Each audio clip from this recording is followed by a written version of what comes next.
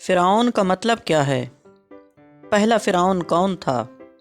शाह खोफू का मकबरा तामीर करते हुए कितने मज़दूरों ने कितने अरसे तक काम किया? मैं हूं मोहम्मद अतहर और सकाफ़त की तारीख़ के सिलसिले में इस व्लॉग में हम इन्हीं सवालों का जवाब ढूंढेंगे। दोस्तों, मिस्र के ज़माने को सकाफ़त के पहलू के हवाले से हम 3 अदवार में तकसीम कर चुके हैं। आज उनमें से एक ज़माने का ज़िक्र करते हैं। यह ज़माना कौन सा था? कदीम बादशाहत का ज़माना या ज़माना एहराम मिस्र। इस ज़माने की सबसे बड़ी खसूसियत बलाई और ज़ेरी मिस्र का इत्तिहाद है। जब मनीज़ ने एक कौमी सल्तनत की बुनियाद डाल दी थी। मनीज़ सबसे पहला फ़िरऔन था। इसके बाद बहुत से फ़राइन मिस्र पर तकरीबन 3000 साल तक हुकूमत करते रहे। कदीम बादशाहत के दौर में मिस्र का सल्तनत मेम्फिस, जो बलाई मिस्र में दरियाए नील के किनारे पर वाक़ था। मिस्र इस दौरान एक मालदार, खुशहाल और तरक्की याफ्ता मुल्क बन गया था। इस ज़माने के बने हुए एहराम फ़राइन मिस्र की ताकत और मुल्क की खुशहाली का सबूत हैं। फ़राइन मिस्र अपनी ज़िंदगियों में आलीशान महल्लात में रहते थे, लिहाजा मरने के बाद इनके लिए आलीशान मकबरे तैयार होने लगे और इनकी लाशों को मम्मी बनाकर महफूज किया जाने लगा। एहराम मिस्र की बात अगर हम करें तो ये अजीम व शान मकबरे एहराम कहलाए और इस ज़माने की तारीख को ज़माना एहराम मिस्र कहा गया। कुछ तारीख नवीसों का ख्याल है कि इन एहराम के बनाने में फ़राइन मिस्र ने जुल्म व तशद्दुद को रवा रखा।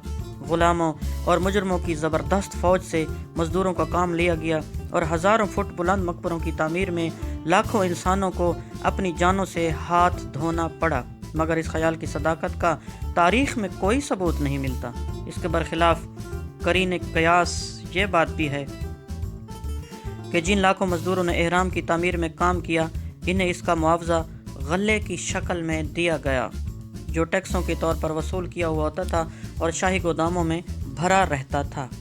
तुग़यानी के ज़माने में जो काश्तकारों के लिए बेकारी का ज़माना हुआ करता था, यानी दरिया नील की तुग़यानी का ज़माना, ये गल्ला इन काश्तकारों को मज़दूरी की शक्ल में मिल जाया करता था, जो एहराम की तामीर में मज़दूरों की हैसियत से काम करते थे। इस तरह एहराम की तामीरात के सिलसिले में मुल्क की बड़ी आबादी काम पर लगी रहती और गोदामों में भरा हुआ गल्ला भी ख़राब नहीं होने पाता। इब्तदा में तो बादशाहों के मरने के बाद इनके लिए मामूली मकबरे तामीर हुए, मगर जैसे जैसे फ़न इमारत साजी में मिस्रियों ने तरक्की की, ये इमारतें भी आलीशान होती गईं और एक सदी के अंदर इस फ़न ने अपनी तरक्की की और गिज़ा के मकाम पर शाह खोफू का जो एहराम तामीर किया गया, इसका शुमार दुनिया के अजायबात में होता है। इसकी सतह पर एहराम की चौड़ाई 756 फुट है और जब ये तामीर हुआ इस वक्त इसकी ऊंचाई 500 फुट थी। बाज़ तारीख़दानों के ख्याल के मुताबिक इस मकबरे की तैयारी में 1 लाख मज़दूरों ने 20 साल तक काम किया। जब यह मकबरा मुकम्मल हो पाया, वो बादशाह जिसके दौर में गिज़ा का एहराम और अबुल हिवल तामीर हुआ, यकीनन अपने ज़माने का ताकतवर तरीन और नहायत ही मुनज़्ज़म बादशाह था। वो इतना पुरवकार था कि अवाम इसका नाम लेने की बजाय इसे फ़िरऔन कहते थे।